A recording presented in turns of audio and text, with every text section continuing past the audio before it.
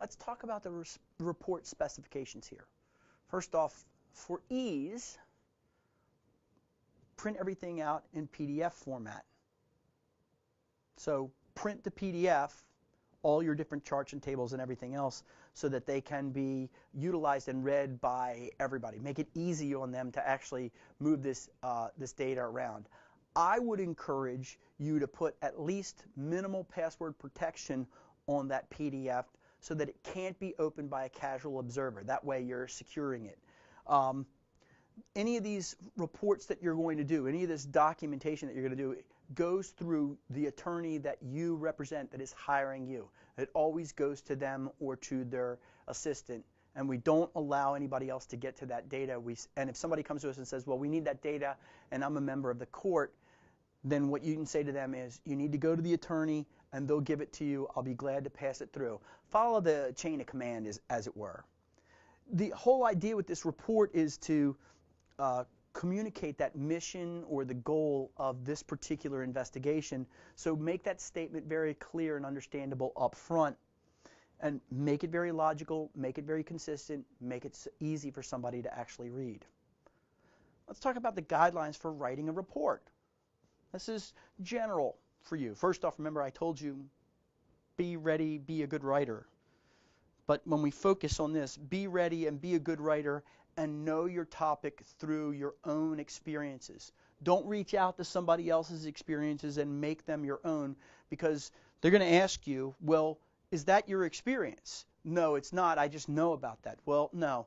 You have to have done this experiment so that it is your experience, and then you can derive from that information that you have at hand.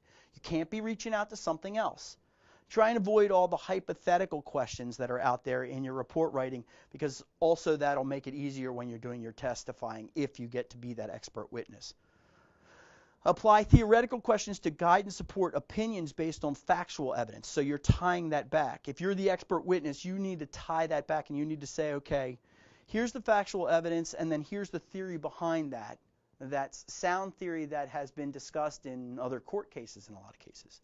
Avoid using repetitive or vague language. And something that's not on the report writing here is ask the attorney what reports they've liked in the past, and look at the format that's there and look at the way that person writes so that you can get a sense of what they're looking for. Keep your format simple. I like to do, for any of my reports actually on the penetration testing side, I like to do a paragraph, a series of bullets, and a diagram if necessary, and then put all the supporting material behind that. And then that's very consistent in a report. They know that they can read that one statement at the top and say, oh, well, this isn't what we're looking for. We're looking for something else. That one statement, those bullet points to support it, and then a diagram or the evidence down below it so that they can see exactly what you were looking at. And if you need to point to any relevant facts, like it was hashed or this is that file and this is the name of that file, then you put all that supporting documentation down below. Once you finish this report, get somebody to do grammar check, vocabulary, punctuation, and spelling.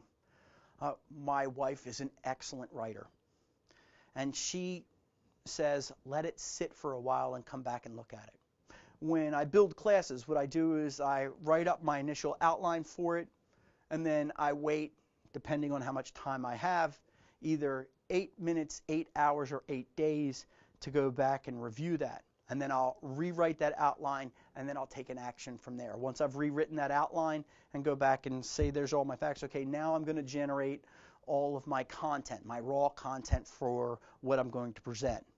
I generate all that raw content, and then I let it sit. And then I review it. Now, for this, since it's such a critical document, I strongly urge you to get a third party that is that has a non-compete and a non-disclosure as part of this. I would have somebody on the staff that actually is an excellent writer that can go through and really rip on your writing. Now, here's the trick with this, and again, this is how my wife works really well for me.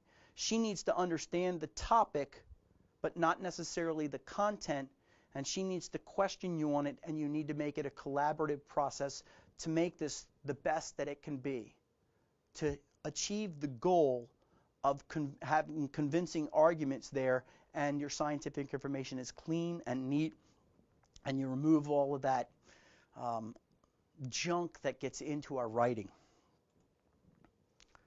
Always use the active voice, not the passive voice. Here's an example of the active voice. Dean loves Helene. It's nice, it's clean, it's neat. Subject, verb, and then the source of it. When we flip that around, Helene is loved by Dean. That's a passive voice, and it's a little confusing. Be straightforward is what the active voice is all about. Be concise. 3 words does it all. Write everything with proper validation. Go back and point to your particular data and facts, your data of the case, the scientific experiment that you have created. Don't mention clues, and don't write personal observations or details. Remember, until you get to the point where you are an expert witness and then you're asked to testify as an expert witness, stick to just the facts. When we talk about an investigative report format, we need to look at the format and the attachments and the appendices there. So what things have to be there? 4 at a minimum. Administrative section, background and summary, introduction of the first allegation, and list and describe the interviewees, the documents reviewed, and any other evidence gathered. Usually this is the data or the outputs.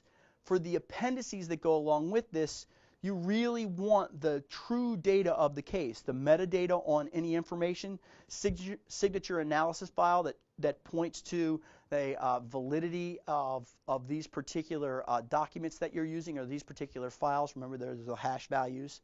The actual evidence itself in printed out form, your curriculum vitae, your resume, and earlier reports for reference.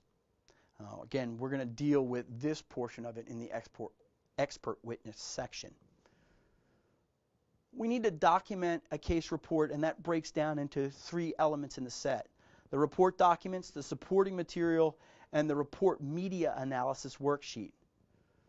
So report documents are forms, analysis notes, printouts, CDs, copies of search warrants, evidence listing. It's all the stuff that was collected at the very beginning before you actually took the evidence and broke it down and did your analysis. So you pull all that data together that says, I've been methodical about this from the day that I walked in the door. Now you're going to use supporting materials, figures, tables, data equations, to help the story unfold. Diagrams are really good. Make sure that they're clean and neat and labeled very well. And again, you've got to remove all that opinion out of it and stick to the data at hand. Make sure that that precision is there and shows accurate flow of information and gives you necessary connection from this piece of data to this conclusion on that data. Numbering the material avoids confusion and makes it easier to understand. Go back and use the legal numbering system. Any kind of charts should include the axis and the datas and the labels and the units and the amounts there, and set that, make that very clear, and try to stick with the same axis and units as much as you possibly can. If you're gonna put time here or time here, well, normally you'd put time across the bottom. If you're going to put a time scale down here and then the other units are going to go this way, if you're talking about time, a lot of time, put time always across each one so that they know that's consistent.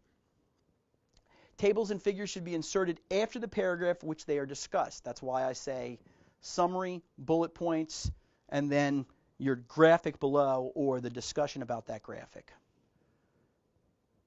When you're dealing with your report media analysis worksheets, you're talking about your evidence and how you've been processing. Now here are a couple of things that may seem kind of odd for you to be presenting. Lapses in analysis. In other words, what you're saying is I didn't do any analysis in here. You're taking that away from the opposing counsel. Say, we did not do any discovery in this area. The reason that you do this in your report media analysis is to let first your counsel know that you didn't go into that particular area, and also let the opposing counsel know.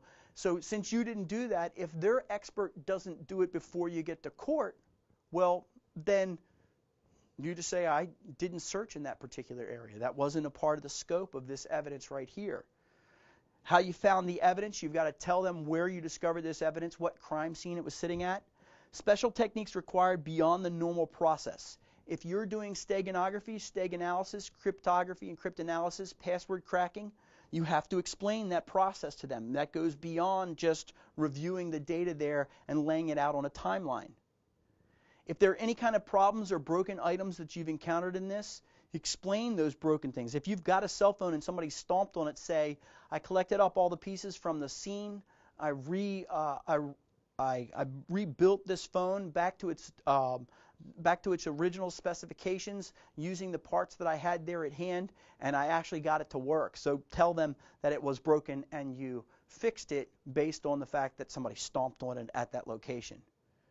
If you've got any outside sources that provide assistance, point to them. Now, they're going to be called in a lot of cases to testify to what you've actually done and what you asked them. So make sure that you have clear notes of communication with them. This is when a call log is a really good thing for you to choose. That's the report on media analysis. We've got a couple more things to cover, and we'll get to those just next.